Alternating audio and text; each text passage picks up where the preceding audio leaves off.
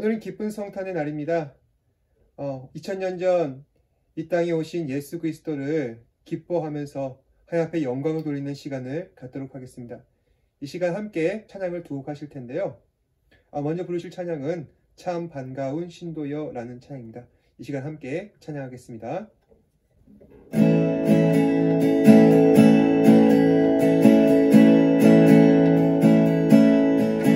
참 반가운 신도여 다 이리 와서 베들레헴 성내에 가봅시다. 저 구유에 누이신 아기를 보고 엎드려 절하세 엎드려 절하세 엎드려 절하세 구세 주셨네. 저 천사여 찬송을 높이 불러서 왕하라 천지를 울리게 해. 주 하나님에게는 영광 돌리고 엎드려 절하세 엎드려 절하세 엎드려 절하세 구세 주셨네. 이 세상에 주께서 강림할 때에 하나님과 참 사람이 되시려고 동정녀의 몸에서 나시렸으니 엎드려 절하세 엎드려 절하세 엎드려 절하세 주세 주셨네.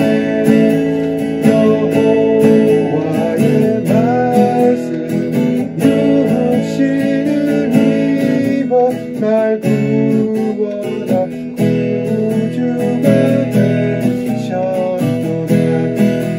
그 감사와 찬송을 돌려보내고 엎드려 절하세 엎드려 절하세 엎드려 절하세 구세 주 엎드려 절하세 엎드려 절하세 엎드려 절하세 엎드려 절하세 구세 주셨네. 아멘.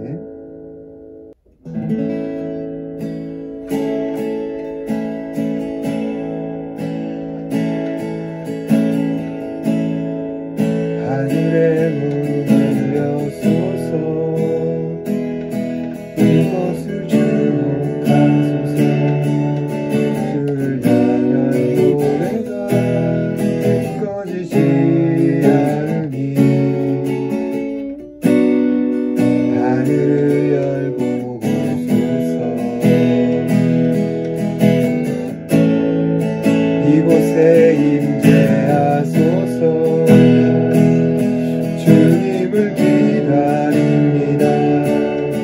기도의 향기가 하늘에 닿으니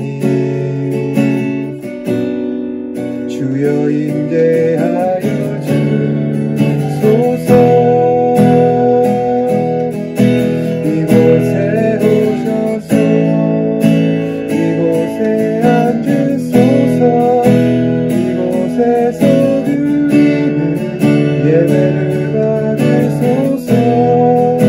주님의 이름만이 오직 주의 이름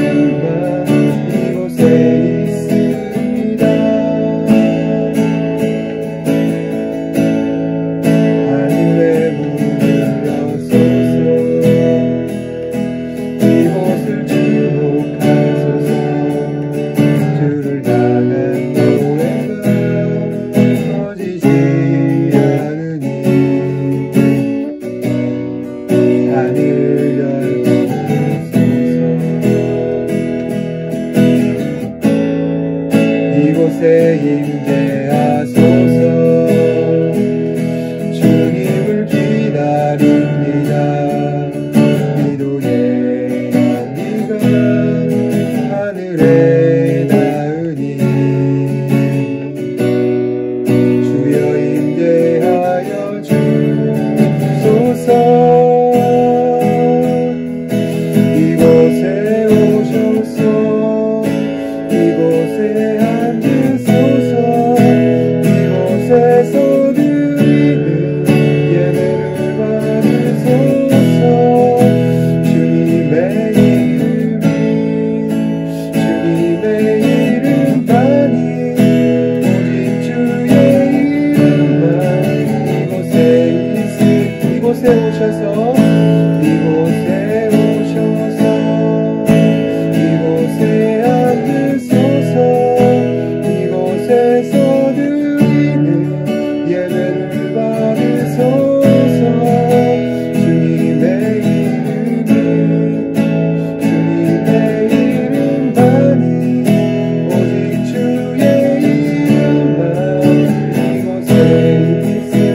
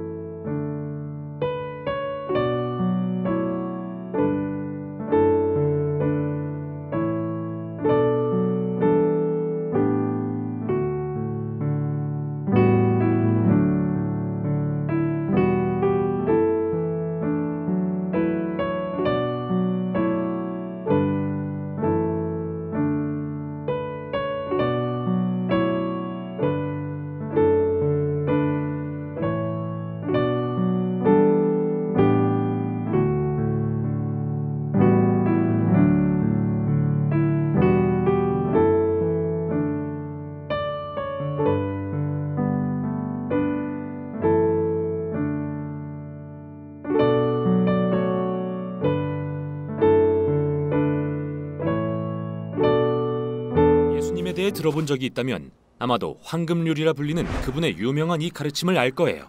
남에게 대접을 받고자 하는 대로 너희도 남을 대접하라. 사실 이건 예수님이 하신 다른 말씀을 바꾸어 말한 거예요. 삶의 의미는 하나님을 사랑하고 내 이웃을 내 몸과 같이 사랑하는 것이다. 정말 아름답죠. 그런데 예수님이 쓰신 사랑이라는 말은 정확히 무슨 의미일까요? 우리말로는 뜻이 분명치 않아요. 우리는 엄마도 사랑한다고 하고 피자도 사랑한다고 할 수 있는데 사랑이라는 말을 두 경우에 같은 의미로 사용한다면 엄마는 기분이 정말 나쁘겠죠. 그렇다면 예수님이 쓰신 언어로는 무슨 뜻일까요? 우선 내 이웃을 사랑하라 하는 구절은 구약에서 인용한 건데요. 여기서 사랑에 해당하는 히브리어 단어는 아하바예요. 하지만 예수님이 일상에서 말씀하시고 가르치신 언어는 히브리어의 사촌격인 아람어였고 아람어로 사랑에 해당하는 말은 라흐마죠. 그러나 후에 예수님의 제자들은 그분의 가르침을 세상에 전하면서 이 말들을 헬라어로 번역했는데 이때 사용한 단어가 아가페예요. 그런데 흥미로운 사실이 있어요. 신약을 헬라어로 기록한 예수님의 제자들이 고대어 사전을 찾아가며 아가페의 의미를 배운 게 아니라는 거예요. 오히려 그들은 예수님의 가르침과 그분의 삶의 이야기를 살핌으로써 사랑의 개념을 재정의했죠. 어느 날 예수님이 가장 중요한 율법이 무엇이냐는 질문을 받으셨는데 그분이 제일 먼저 인용하신 건 토라에 나오는 오래된 기도인 쉐마였어요. 너는 마음을 다하여 주 너의 하나님을 사랑하라. 즉 하나님 사랑이 가장 중요하다는 말씀이었죠. 그러나 예수님은 곧이어 토라의 이 계명 역시 가장 중요하다고 말씀하셨어요. 내 이웃을 내 몸과 같이 사랑하라. 그래서 어느 게 가장 중요하다는 거죠?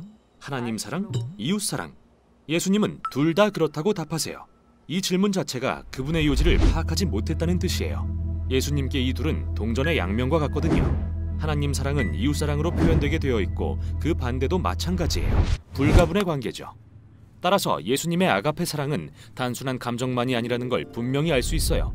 흔히 사랑에 빠졌다고 하는 그 감정 말이에요. 예수님께 사랑은 행동이에요.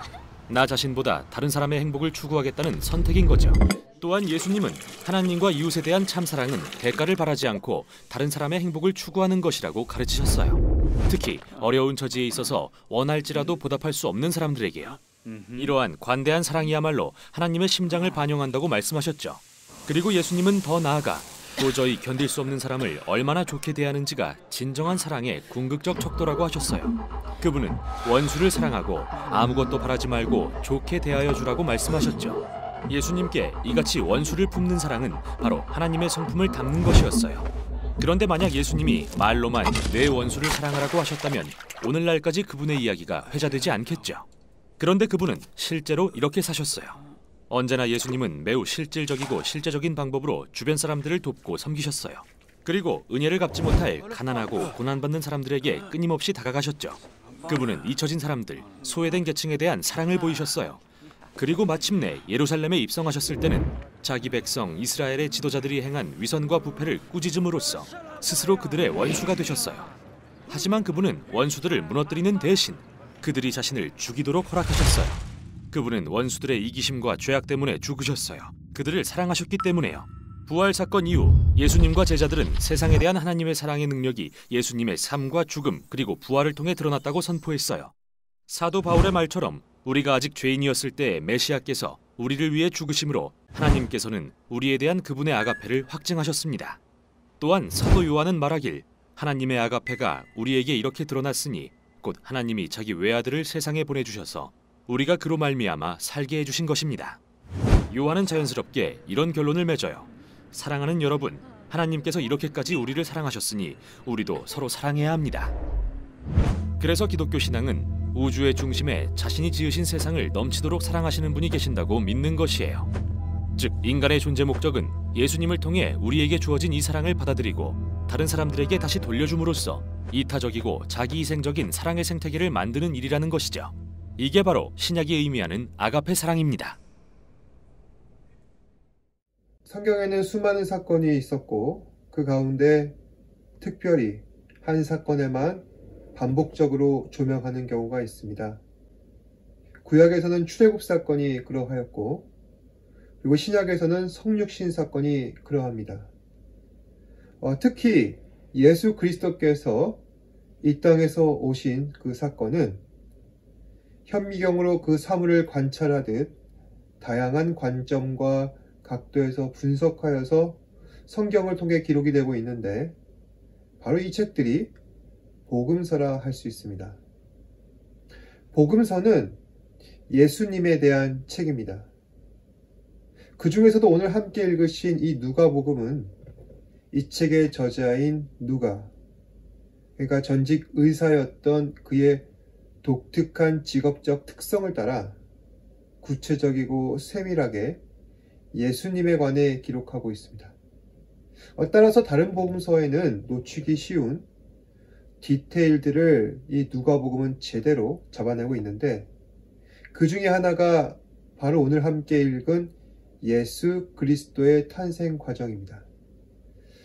오늘 말씀 26절을 함께 살펴보시면 여섯째 달이라고 되어 있습니다. 이 달은 양력 9월에 해당되는데 천사 가브리엘이 하나님의 보내심을 받아 갈릴리 나사렛이란 동네로 가서 다윗의 자손 요셉과 그와 약혼한 처녀 마리아에게 하나님의 말씀을 전달하는 장면으로 시작됩니다. 가브리엘 천사가 전합니다. 28절에 은혜를 받은 자여 평안할지어다 주께서 너와 함께 하시도다. 그러자 마리아는 천사의 축복에 놀라며 이 일을 이상하게 여깁니다. 29절 말씀, 내게 이런 인사가 어찌함인가. 우리가 생각하기에 천사가 마리아를 축복하는 이 말은 관습적이고 의례적인 인사로 생각할 수 있지만 마리아의 입장에서 천사의 방문은 예사롭지 않았다는 것이죠. 즉 천사가 전한 28절의 말씀, 주께서 너와 함께 하시도다. 이 말씀은 하나님의 예언, 즉 신탁이라는 것입니다. 지금 와서야 마리아는 로마 카톨릭에 그토록 추앙하고 있는 아기 예수를 낳은 성모 마리아로 대접을 받고 있지만 정작 마리아가 원했던 것은 평범한 여인의 삶이었습니다. 누가복음 1장 48절에 보시면은 마리아는 자신을 두고 이렇게 고백을 합니다. 그의 여종의 비천함을 돌보셨습니다.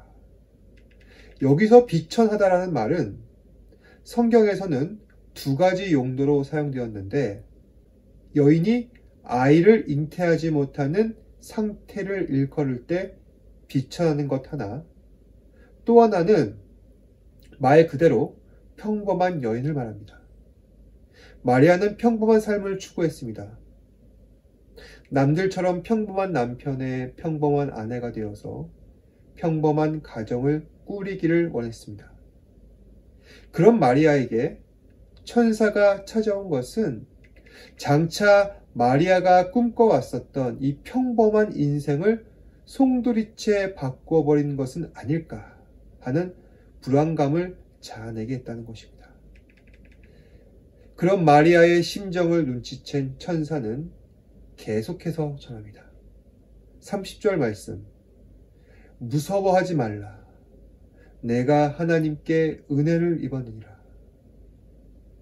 그러면서 마리아가 하나님께 어떤 은혜를 입었는지 전하고 있습니다. 31절에서 33절 말씀, 보라, 내가 잉태하여 아들을 낳으리니 그 이름을 예수라 하라.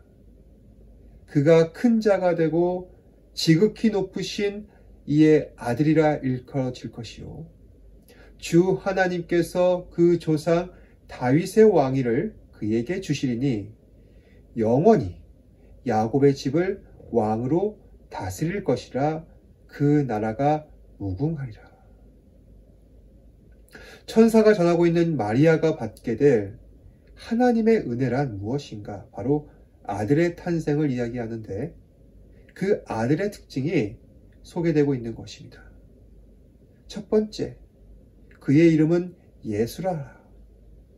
장차 잉태될 아이, 예수라는 이름은 사람이 지은 이름이 아니라는 것이죠. 그 이름은 누가 지으셨습니까? 하나님께서 지으셨다는 것입니다. 그래서 장차 마리아에게 그렇게 부르도록 명하신 이름이 예수라는 것입니다. 그리고 두 번째, 그는 장차 큰 자가 될 것이다. 부모님들께서는 흔히 자식을 향해서 소망을 갖고 이렇게 말씀하시죠. 이 녀석은 장차 크게 될 거야. 그런데 하나님께서 말씀하시는 이 큰 자란 그런 의미가 아닙니다. 성경에서 말하는 크다라는 의미는 흔히 하나님의 언약과 결부되어 사용된 경우가 많습니다. 하나님께서 예전에 아브라함과 언약을 맺으실 때 이런 말씀을 하신 적이 있습니다. 창세기 12장 2절 말씀, 내가 너로 큰 민족을 이루고 내게 복을 주어 내 이름을 창대하게 하리니 너는 복이 될지라. 하나님께서는 아브라함에게 특별한 복을 허락하셨습니다. 내가 너로 큰 민족을 이루게 하겠다. 또 내 이름을 창대하게 하겠다. 그럼 오늘 말씀에서 가브리엘이 전하는 큰 자가 될 것이다, 이 말씀이 의미하는 바란 무엇인가? 장차 마리아의 몸을 통해 잉태될 예수는 하나님께서 약속하신 모든 것을 다 이루실 사람이다. 즉 인류의 소망, 그 소망을 성취할 메시아가 바로 아기 예수라는 것입니다. 다음 세 번째로, 그럼 아기 예수가 누구의 아들인지 소개가 되고 있습니다. 32절 말씀, 그는 지극히 높으신 이의 아들이라 일컬어질 것이요. 지극히 높으신 분, 여러분 누가 떠오릅니까? 바로 성부 하나님이 떠오릅니다. 그러니까 예수님은 하나님의 아들이시라는 겁니다. 마지막으로 아기 예수의 신분은 무엇인가? 32절에서 33절 말씀, 주 하나님께서 그 조상 다윗의 왕위를 그에게 주시리니 영원히 야곱의 집을 왕으로 다스릴 것이며 그 나라가 무궁하리라. 이 말씀은 하나님께서 다윗과 언약을 맺으실 때 그에게 약속하신 말씀의 성취인 것입니다. 사무엘하 7장 16절에 의하면은 이런 말씀이 기록되어 있습니다. 내 집과 내 나라가 내 앞에서 영원히 보존되고 내 왕위가 영원히 견고하리라. 하나님께서 다윗을 통해 약속하신 그의 왕위는 마리아의 몸을 통해서 잉태될 아기 예수를 통해 계승되었다는 것입니다. 예수 그리스도는 평범한 사람으로 오셨지만 예수님의 신분은 무엇입니까? 이 땅의 왕으로 오신 것입니다. 마리아는 이 놀라운 예언을 듣고서 다음과 같이 반응합니다. 34절 말씀. 나는 남자를 알지 못하니 어찌 이 일이 있으리이까? 아직 혼례도 치르지 못하여서 남자를 알지 못하는 마리아가 이런 반응을 보인 것은 너무도 당연합니다. 하지만 사실 마리아의 이러한 반응의 이면에는 장차 마리아가 감당해야 할 이 엄청난 예언에 대한 부담이 있다는 것입니다. 과거 모세가 호렙에서 하나님으로부터 콜링을 받았을 때 모세는 여러 번 하나님의 부르심을 완곡하게 거절했습니다. 결국 하나님의 광건하심 아래 모세는 순종할 수밖에 없었는데 이 마리아 역시 장차 메시아를 잉태해야 한다는 예언적 사실 앞에 인간적인 부담을 느낄 수밖에 없었던 것이죠. 결국 마리아는 38절에서 천사에게 주의 말씀대로 내게 이루어지이다. 하나님 말씀에 응답하며 그를 떠나보내게 됩니다. 하지만 그 뒤에도 불안한 마음을 진정하지 못한 채 결국 마리아의 사촌 엘리사벳을 찾아가 그녀의 몸에 잉태된 세례 요한을 보게 되고 엘리사벳을 통해서 마음의 위로를 받아 결국 자신에게 주어진 사명, 이 땅을 구원할 메시아가 성육신하는데 일조하는 중요한 역할을 담당하게 됩니다. 말씀을 정리하겠습니다. 우리는 살면서 정말 큰 것보다는 작지만 확실한 행복을 갈망하고 있습니다. 그래서 소확행, 저녁이 있는 삶이라는 신조어가 탄생하게 되었고 그것이 많은 사람들의 워너비가 되었는데 오늘날 그러한 워너비조차 원활하게 이룰 수 없는 안타까운 삶을 우리는 살아가고 있습니다. 그저 오늘 하루 아무 일 없이 평탄하게 지나갔으며 그것만으로도 감지덕지 않은 이 현실 속에서 갑자기 자신이 감당할 수 없는 큰 일이 벌어지게 된다면 사람들은 누구나 당황하고 불안할 수밖에 없습니다. 오늘 마리아에게 찾아온 일 또한 그렇습니다. 마리아는 태어났을 때부터 메시아를 잉태하는 일을 기대하고 준비하며 살아온 사람이 아닙니다. 모든 일은 갑자기 일어났습니다. 그러다 보니 스스로 미천한 종이라 일컫는 마리아에게 있어 이 일은 감당할 수 없는 부담감이었습니다. 오늘 말씀에서 마리아가 겪은 이 일은 혼란한 시대를 살아가고 있는 여러분들에게도 마찬가지입니다. 우리는 지금 우리 능력으로 감당할 수 없는 일들을 실제로 경험하고 있습니다. 평범한 생활이 멈추고 어떻게든 다시 일어날 희망이 보였지만 다시 멈춤의 시간으로 돌아가야 하는 안타까운 상황 속에 우리는 많은 것들을 포기하고 있었는데 하지만 하나님께서는 우리의 능력으로 감당할 수 없는 삶, 그래서 포기해야만 한다고 생각하는 그 인생 가운데 메시아라는 놀라운 기적을 허락하셨습니다. 마리아가 곧 만나게 될 아기 예수는 그녀가 감당해야 할 부담이 아닙니다. 하나님께서 친히 담당하셨고 성령으로 잉태하실 하나님의 소망인 것입니다. 우리는 세상을 살면서 모든 것을 우리 힘으로 해결해야만 한다고 착각할 때가 많습니다. 어찌 세상의 모든 일들을 우리가 다 그것을 감당할 수가 있겠습니까? 그저 주어진 상황 속에 주어진 능력을 따라 최선을 다할 뿐입니다. 하나님 은혜로 말입니다. 그럼에도 우리가 감당할 수 없는 일은 분명히 존재합니다. 우리에게는 죄의 문제가 남아 있습니다. 오늘 이 시간 하나님께서 마리아의 몸을 통해 나타내신 일은 우리가 감당할 수 없는 죄를 하나님께서 친히 담당하시기 위한 이정표였습니다. 이제 더 이상 너희는 내면의 죄 문제를 해결하기 위해 세상 속에 살면서 그 죄로 인한 부담 느끼며 살아가지 않아도 된다. 내가 친히 담당하겠노라. 그래서 스스로를 비천한 여종이라 일컫는 이 마리아의 품에 안긴 이 아기 예수를 우리가 오늘 바라볼 때 애처롭고 처연한 마음이 드는 것입니다. 그럼에도 하나님께서는 아기 예수께 우리의 모든 죄를 옮기셨습니다. 이것이 바로 하나님의 사랑입니다. 오늘 마리아가 느낄 이 마음의 부담, 한때는 우리의 것이었지만 그 모든 무거운 짐을 지기 위해 아기 예수께서 오셨습니다. 그러니 우리는 마땅히 기뻐하고 즐거워해야 합니다. 오늘은 주님께서 이 땅에 오신 크리스마스입니다.